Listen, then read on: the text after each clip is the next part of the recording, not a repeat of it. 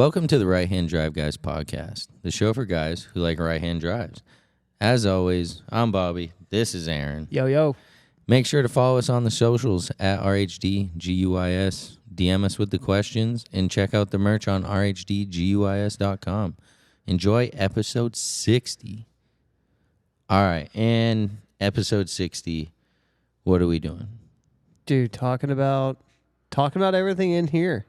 Talking about the shop, doing a little blunt garage update. What's going on behind us if you're watching on YouTube, and just kind of go through the cars, talk about what we're doing with them, maybe discuss a little bit about what we're going to be doing on the podcast. But yeah, just a general update episode. Hell yeah. Cool. So I guess I have a few garage projects, so I'll start.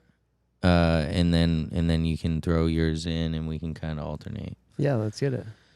So, of course, I got the 33 GTR, which is directly behind us. And this has been, like a work in progress for years, so to speak. We were just talking about the other day about how when I first got the car compared to today, it's definitely like night and day, so to speak. Yeah, it's way better. Yeah, it was just kind of rough around the edges, was obviously driven, so to speak, in Japan, and had clearly sat around maybe for a little bit. And so, over the time between sending it to a shop and then what we've done here, we've really transformed it. And I just kind of keep tweaking little odds and ends because at this point, that's all I can do.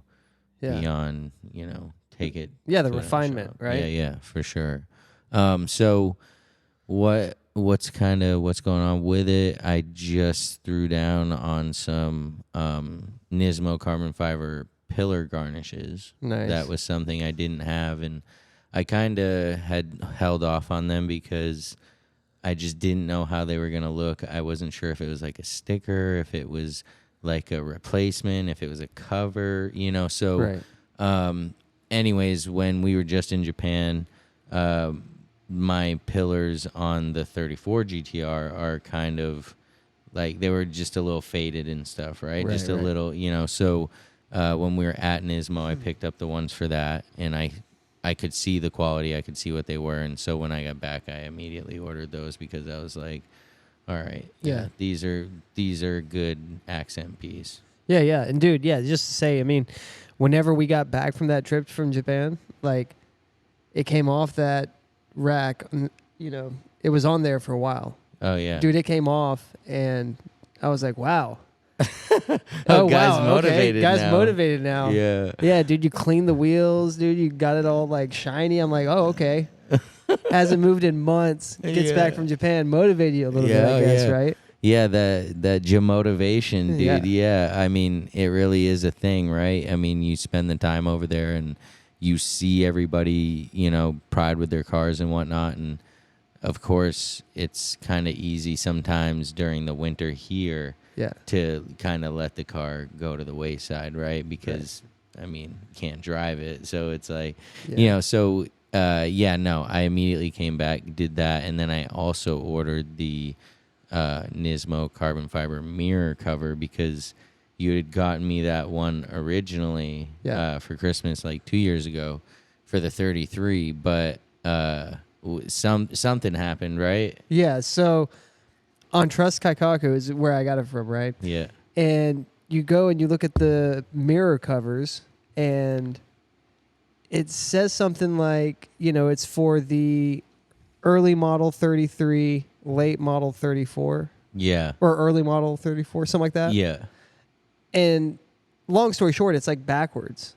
Like you have to order the one for the 32 for the 33. Yeah. And then the one for the 33 for the 34. Right, exactly. Yeah, it was super confusing. So he gets me this, and I got it for the 33 because it said, early model 33. Yes. I'm like, okay, that's it. That's what you got. Right. So I was like, got it. Yeah. Came in and it didn't fit. No. It didn't fit at all. So we were like, okay, well, this is obviously for the 34. I brought it to Japan with me. Right. I fitted it on there. it looks awesome. It dresses up the OEM mirror. Yeah. And so I come home and I immediately order one, and I'm like, go on Trust Kaikaku, do the same exact thing he did. It's listed wrong. I buy it for my car, but it's listed wrong, and it ends up being the one for the late model 33. And I'm like, I just did the same thing this man did. So then I had to order another one because you're not return shipping something to Japan from Trust Kaikaku. So I order another one from a different place, and if you're looking for one, I got it on eBay right now. So, nice. But yeah, for the 33, I mean, for the most part, that's it. I mean, I'm not like done. You know, I still have some other stuff to do for it. You did get the tower bar as well. Oh yeah, that's right. How could you forget? How could I forget? Because I don't ever pop the hood. The battery that I'm always struggling with is in the trunk. So yeah, no, I did get the SS Active titanium strut tower bar to match the 34 GTR's SS Active strut tower bar. So very nice piece. Yeah, I did remove an old school Top Secret strut bar. Yeah, but that's not for sale. So yeah, so that's ornament. Yeah, exactly. Yeah, so that's pretty much. I mean, the 33. I'm just gonna try to put some mileage on it this year and just drive it easy and take it easy, and then next winter's when everything's gonna go down. I can feel it. Nice. Yeah. So what's up? What's up with you and the 32? This thing, man. No, not too much. I've been going through and trying to make improvements on pretty much the engine management side of things. Car's had an ECU Master standalone since I've had it, and it's been tuned. I don't know who tuned it, how they tuned it. Billy Bob. Yeah. Car's never had a wideband. Car's also never had an intake air temp sensor, which, if you know what that does, you know that that's probably not a good idea to run a car long term like that. So anyway, I bought those sensors, and I've been going through the process of wiring those into the ECU. And that's wiring, right? Yeah. Everybody knows that's listening to this right now is like, oh, dude, I hate wiring. Right. And I mean, I try to go into it positively every time. Of course. You know, I try to keep it positive. Like, oh, it's not that bad. It's just wires. You got a diagram. Like, you got a multimeter. Like, you know what's going on. Like, it can't be that hard. But yeah, that's what you tell yourself. That doesn't mean it's the truth. And then, you know, the main issue I had was with the wideband. That's the one I started with. And yeah, I got it all wired up, turned it on, let the car run. I'm waiting for it to start reading, and it just never does. Yep, you know the feeling, right? Yeah. So then I'm like, all right, well, what's going on here? So I immediately start searching online and just going through the steps and going through what everyone says to check pretty much. And basically what it boils down to is everyone saying, you know, take it apart, check everything, and put it back together. Yeah, the old take apart and put back together. Right. And I was so confident in myself whenever I was installing it that, you know, I'd taped everything up nice, had it all tucked back in. I was like... it was final. You were driving that pig in a few minutes. Yeah, exactly. So I had to, you know, just take it all out, untape everything that I just taped up, which is just kind of annoying. And yeah, took it apart, couldn't really find anything wrong, put it back together, started the car up, it worked. Of course it did. So I'm just like, all right, whatever, it works now. I don't know why it didn't before, but it does now, and I'll just take that for what it is. So what do you got to do is there anything you got to do to get that thing like to work with the ECU? No, I mean it's like to calibrate it, I guess. You just insert what kind of sensor it is, and it has it right in there in the menu because only one type is compatible. I see. So it has it right there in the menu, or it has like a custom as well, but didn't bother doing that. So just clicking that and then doing like a calibration and putting in the number there, and it was done. Nice. Dude. Once the wiring was, correct or had all the ghosts out of it, I guess. Yeah. Yeah, I mean, yeah, why? Right? It's just one of those things. But Yeah. so what else? So you've been working on getting your sensors installed. You got Yeah. any? Or those are for the ECU, not gauges or anything? Right. And then also, I've been going through and trying to install some DEFI gauges. Nice, I got an what is it, oil pressure and water temp. nice. So, yeah, I've been installing those sensors, getting all that into place, and trying to figure out where I'm going to put this huge box that comes with all the DEFI gauges Oh that yeah, they all link the to. controller. Yeah. Defi Link. I'm like, what do I even do with it? This is my first set of gauges that I've had that are like the EL, the electrical sensors. Yeah, So all the ones I've had before are mechanical, and those just obviously hook yeah. up way easier, or not easier, but just less involved. I guess. A little more simple. Yeah. You could. Yeah, exactly. You don't have a control box for it. So trying to figure out where to put that, and and that'll be pretty much it for that part. And then, eventually trying to get a hold of someone to tune it Yeah, would be nice, and like just the old road tune. yeah, Yeah. and try to get someone to do it remotely, I guess. Yeah, But I have a few people in mind, just haven't really reached out, and right. I wanted to get everything solid and everything hooked up correctly, and know that it's going to be reliable before I reach out. And Yeah, you try to don't make want to jump appointments. the gun Right, and right. waste somebody's time. And then when you are finally ready, you hit them up, and then they're like, "Yeah, okay, dude. Like I've heard this. Right. Like I'll believe it when I see it." But it's hard because you are like, let's just say, excited, and like you're gonna need them. You're just excited. You're hitting them up, and then it ends up, oh shoot, I have to order this. That's back ordered. Right. Dang, now it's 3 months later. He Yeah. probably thinks So Exactly. So yeah, it's sometimes worth waiting and maybe just having a little bit of dead time where you do got to wait for the tuner or something. But Right. like you're not wasting his time, so that's probably the most right. important. And I mean, realistically, it probably won't be till spring anyway, just because of how the weather is around here, and I don't really Oh, plan yeah. on, trailing it anywhere Right. to have it done. So, yeah, just taking my time on that, making sure it's all correct, and then I had pre-ordered a seat from Thrash Racing Whoa. like last year sometime. Dang. Like Is it last coming? fall. I believe so. I got an email the other day that will be coming. Wow. So I'll have a new driver's seat, and I'll move the Recaro confetti I have to the passenger. Wow. So major upgrades, dude. major on the upgrade. seating. Yeah. That's dope. And So will the seat belt still work? it will, and I'll probably just keep it for simplicity because Yeah. I mean I don't really have a harness bar or anything right now, Yeah. so I don't want to put in harnesses without doing that. Yeah. So I'll just keep the stock seat belt, but Yeah. have a fixed bucket. That's That's cool. dope. Yeah. Thrash racing. Exactly. So everything else, engine wise, wheels, brakes, everything's kind of where you want it. Yeah, currently. I mean, pretty much. I mean, engine-wise, I probably should do a catch can, and realistically, I need to rebuild the rear differential, but those are all things I can do, when the time comes. pretty much. Yeah, I'm not of in a course. hurry to do either of those. Yeah, I bet. Yeah.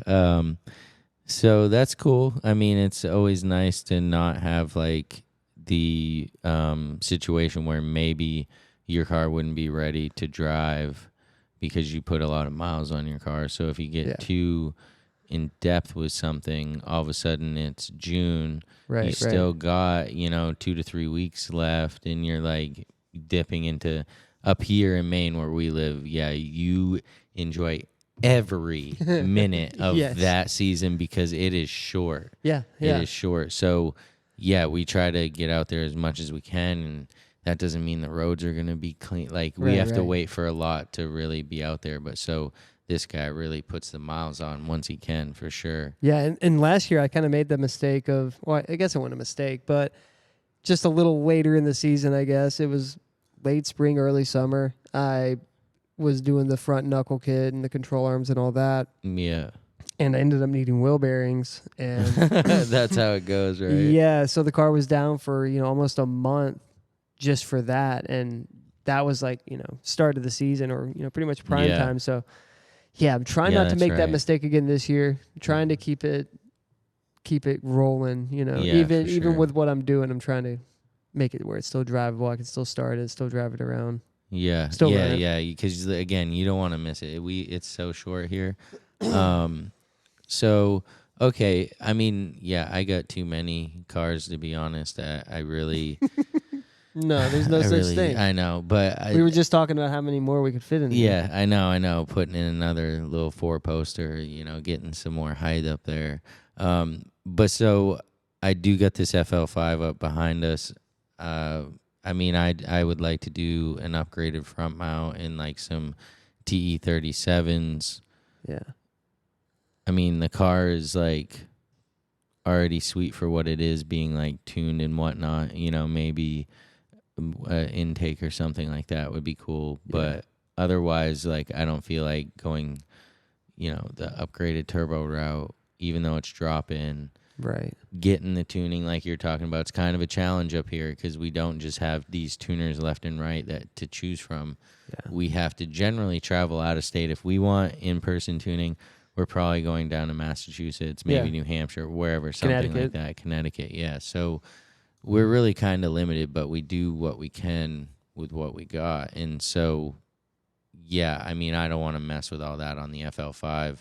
Yeah. Since it is like the 4-door, I kind of enjoy it more taking my girls out and around, because I'm not trying to have them trample through the 33 or any of those cars, So it's a great family car.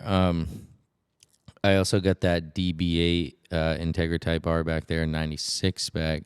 Yeah. Also a 4-door. Also a 4-door, which is cool. That's why I always loved them. I've loved the DB8s over the DC2, coupe the whole time.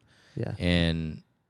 But I had originally purchased it, got a pretty decent deal on it, got it, decided, we were like, maybe this isn't the keeper. You know what I mean? I don't really love silver anyways, but seeing it in person, I was like, maybe we just clean this up really, really nice and then flip it on to somebody that can appreciate the car, and maybe that's where they're at with it. You know what I mean? I personally would rather have some, the Champ White 97 spec. Right. So, Oh, yeah. but I mean, still cool to have it come through. We put a new valve cover on it, did some maintenance, cleaned it up super nice. There's a set of SSRs on it that were all like grubby and stuff. Like, yeah, dude, they're mint. Yeah, there's not even a curb rash on them at all. There's some new stickers on them, dude. Yeah, they're awesome. Yeah, so very nice. yeah, I mean, that'll come up for sale pretty soon. I got to clear some of these out and maybe get some new stuff in there. We still got the S14 that we got a great deal on, and we got it in its mint. If you haven't been on the Instagram, check it out. If you have, then you've seen us doing some Donny balonies in it. Oh, yeah, dude, she rips. Yeah, it really does. Like that, that took me back almost instantly, just to feel that SR power. Yeah. I don't know, dude. It just starts spinning tire immediately and whips you, and it's a very well set up car. It is, and so I'm really struggling on, do I keep it? Do I send it off?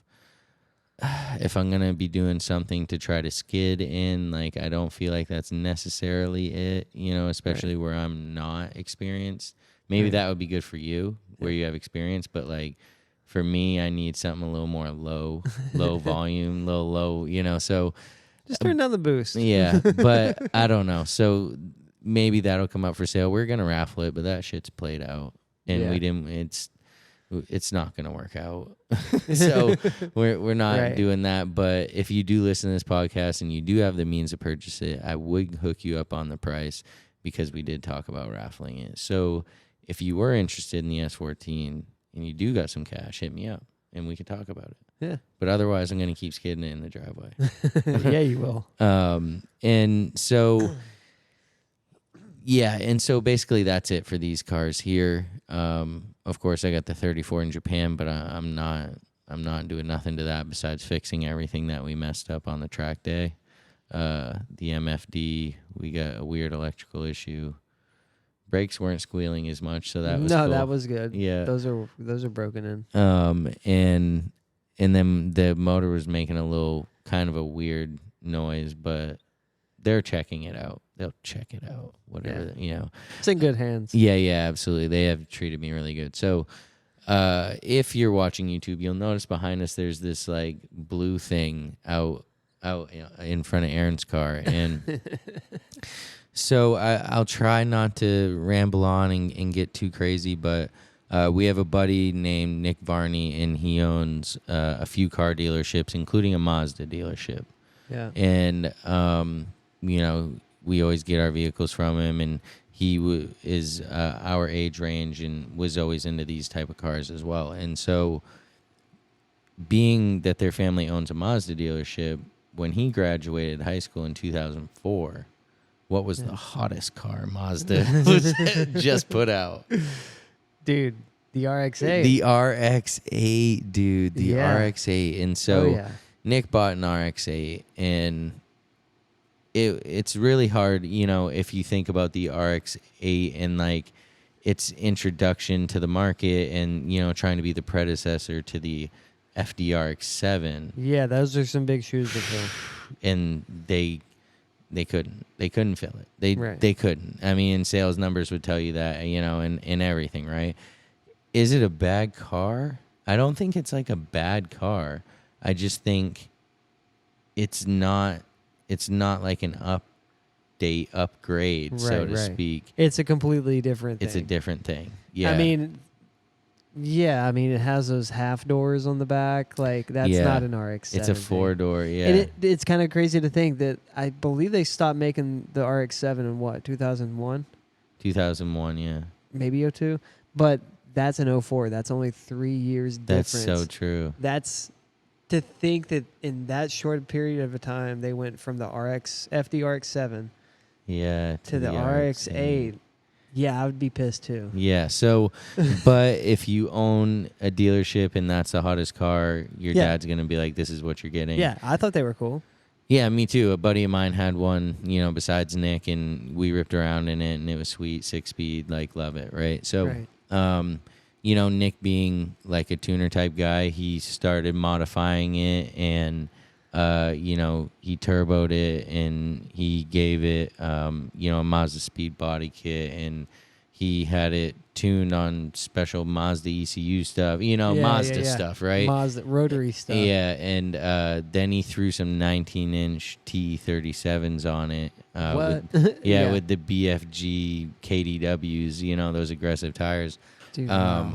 And the thing is, in a sense, it was cool and it ran good then. It's tastefully modified. Yeah, but to get to that point, he went through like multiple shops, and one of the shops kept it for like well over a year, and holy cow, and didn't get the job done, and gave him back a car that he's blowing stuff immediately, and so he finally found a reputable one. It's like Mazsport or Mazsport, right?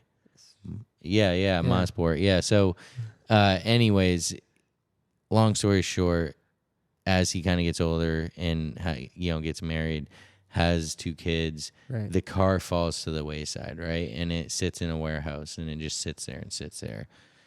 Moves to a different warehouse, or like this old body shop under his dealership. Sits there. Finally, he calls me up, and he's like, "Dude, I just need you to get this thing out of my face." And I'm like, all right, I don't know what that means, and I'm not even sure what you're talking about. I'm in your face. Yeah, I'm like, but and he's talking about the RX-8, and so I was like, dude, yeah, I guess we'll bring it over to the shop. We can clean it up, figure out kind of what to do with it, and because he has every single stock part, he has 2 spare sets of wheels, he has everything he kept.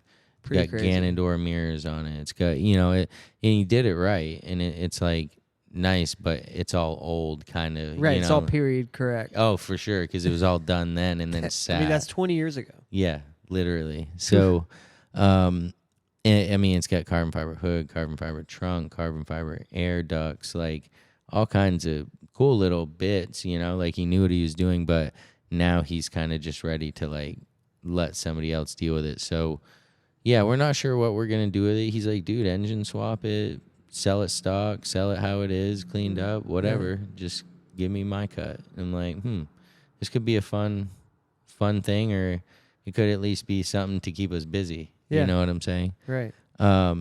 So yeah, I mean that's kind of what's going on in the garage. I'm sure we'll post some pictures of this RX-8. I mean, it's not right-hand drive, but since he's a nice guy and a good friend, it's got T37s. It has that in the seats with the Takata harnesses that are expired by 14 years. That's the reason why I said yes. That was it right there. I saw that expiration date and I said, dude, absolutely. Dude, yes. Yeah. So yeah, maybe we'll try to get that thing to do some donies. Yeah, I think it do some brap donies. Yeah, because it sounds cool. But it smells really cool too. yeah. I think he's got some premix in there. He's got some probably. You know those rotary dudes in their little tricks. Smells like a weed eater. Yeah, yeah. It sounds like one too. But yeah, I mean, so that's what's going on. That's the deal in the Blunt Garage for this part of 2024. We're going to try to keep it moving. Yeah, keep it moving. So as far as the podcast, I mean, obviously we just got back from Japan. No real trips planned until the later half of the year. We go, what were you going to say? Were you going to say something? Are you sure? So we're going to go down to IA. You know, last year I went. Aaron didn't get to go. We had a whole year to make sure that he could go this year, and we think that we've accomplished it. Yes. So, and again, if you don't know, like IA, what's IA, or why do these dudes so hard on for IA? Well, go back and listen to, those last IA episodes, and you'll just find out that it's a part of like what brought us up in the car world. So yeah, it's the nostalgia of it, right? For sure. And just the whole vibe and even the venue, down to the venue, Yeah. Oh, for sure. It's a whole thing. And so, we were there in 08 and 09 and other years, and now it's 2023 and 24 and we're back there. So we'll have a booth again. We'll be recording live from the event, and we also plan to have at least 2 of the cars out of the garage down at the event. So we're pretty pumped for that. We're trying to organize our own very small event. We're looking at different venues for location right now. We're inquiring, just trying to see how car friendly they're going to be and see if we're going to be able to use them. So we have a ton of people that do ask us about this, especially locally here in Maine. And so, we're going to be trying to hold something this year. And then if we can get a feel for it and it works out, next year we'll go ham. We'll go hard on it to make sure it's a really good event. But we'll go ham. We'll go ham. We'll go ham. Yeah. So, and then otherwise, of course, we got some more guests coming up, trying to keep, everybody in touch with just the culture period, and kind of bounce back and forth between different types of guests. And I'm pretty excited about that. So, I think I'm pumped. Yeah, we got some good stuff coming up. It's just time, right? Time is like the hardest thing. Of course, we all know that. You can't buy it, and it's the hardest thing to get back. So, I mean, we're gonna do our best. Yeah, we're gonna do our best. But today, we just busted out episode 60. There it is. Yeah, and we appreciate you listening and the support as always. It means a lot to us. 2 guys just following the dream, doing their thing. Yeah, that's all it is. All right, so for the big 60, I'm Bobby. This is Aaron. See ya. Peace.